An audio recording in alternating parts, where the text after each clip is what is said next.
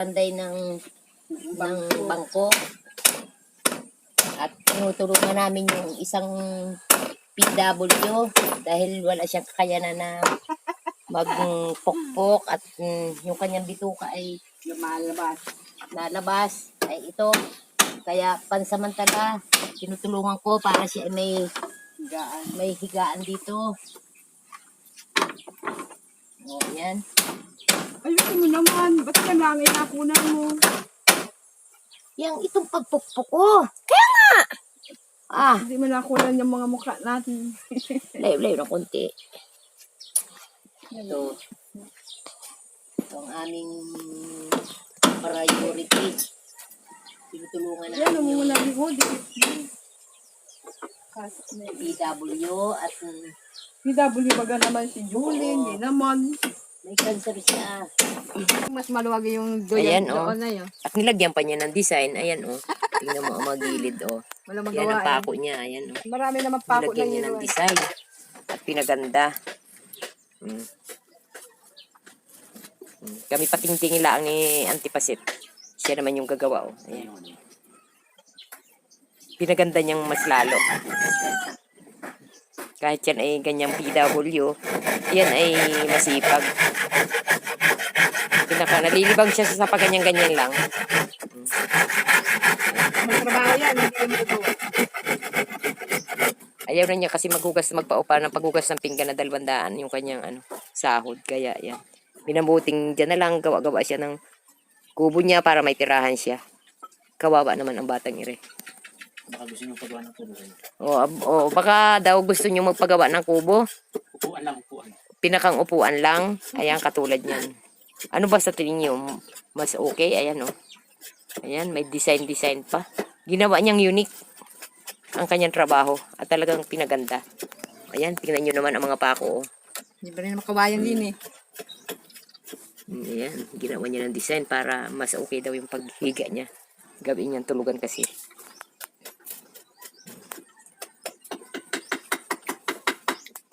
Bantayan natin kung paano posisyon. Ayan, may ginawa na pala siya. Ito.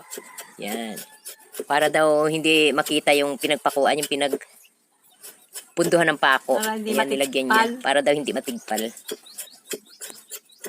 Talaga may kasipagan din naman nga itong kuwan na ito. Itong matanda na to. Na blondie.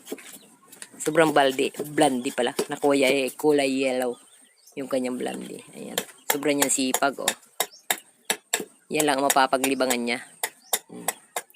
Ngayon, kung sino yung gusto magpagawa daw ng bangko, ay siya na lang ang inyong tawagin at siya na may makakagawa pa kahit papano.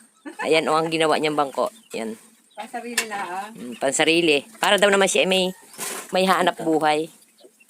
Kumita na pambili man lang niya ng panlugaw.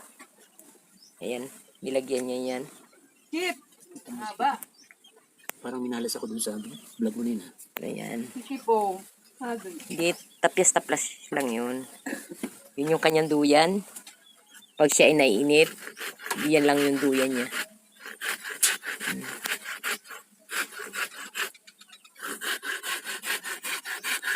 Talaga lang siya talaga may angking kasipagan. Sobrang sipag niya. Sipag na yung pangalan, Lolo Jules. Yan yung si Lolo Jules. Hindi hadlang yung kanyang cancer sa kanyang buhay. Nakakagawa pa rin siya.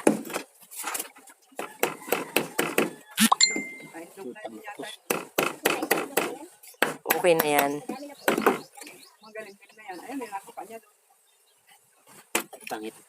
Ayaw niya daw mapangit. Kawayan. Meron ba helmet ka? Meron. Ayan. Bibigyan mo yung helmet dito sa kwarto. May bisita na sa aming kubo. Baka gusto mo magpagawa ng ng bangko. Dito lang kay Lolo Jules. Ito yung kanyang ginawang bangko. Ayan, Ano kaya yung doon, yung harapan doon?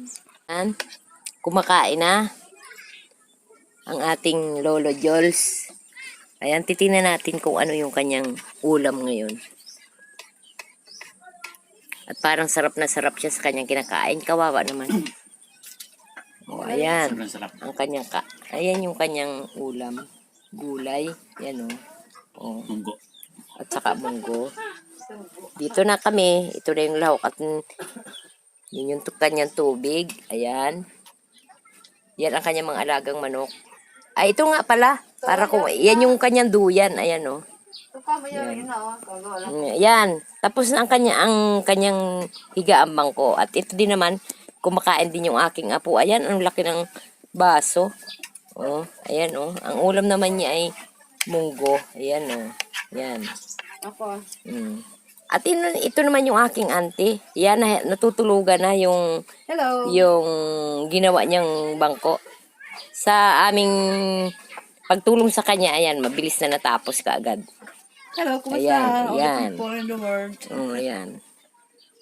Ano, At yan na ang magiging forma. Ito na yung kanyang higaan. Ayan. Natapos din sa wakas. Ayan. Tinulungan namin siya dahil na medyo tingin namin sa kanya ay nahihirapan na siya. Ay kami tumulong ng kaunting oras. Super lamig din eh. Dahil maganda dito. Super. At malamig.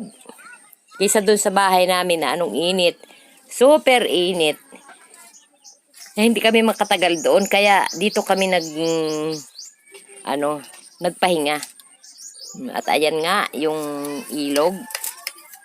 Yan yung sapa. Yan yung pahingahan niya. Itong duyan na to. Hoy! Ayan. Domingo. At kasama rin niya yung kanyang pusa. Ayan. Si Tonton. Yan. At ang aso niya rin. Yan yung aso niya. Hello, William. Ay, hindi naman po yun na. Hinog. Sabi yung pangalan ng aso. Ito si yan yung aso niya si Singhot. Yan, ang laki na, di ba? O, tingnan mo naman ang kanyang mga alaga. At may alamang. O, ayan. Wala po kung may alam. Ito si, nga pala, yung alaga rin niyang pusa. Si si Katkat. Kati. Si Kati. Oh, ayan, may natira pang isang tinapay, ginuyam na, oh. Kain nyo na yan, nanay. Naalala ni ay. Kati, kainin mo na yon. Yung mo. At may puga din siya dito. Ang nakakain ni Kati yung kuya. Ayan, oh. May itlog yan dyan, ayan. Yung itlog ng kanyang manok. Oh. Yan, may itlog siya.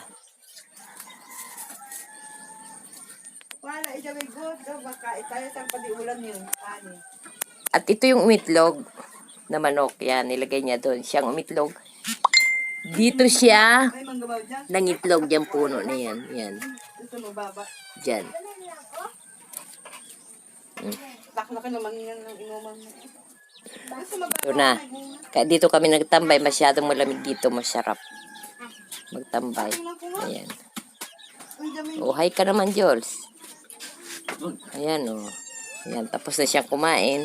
Magpahinga naman siya pagkatapos. Atin ako yung idyamin good.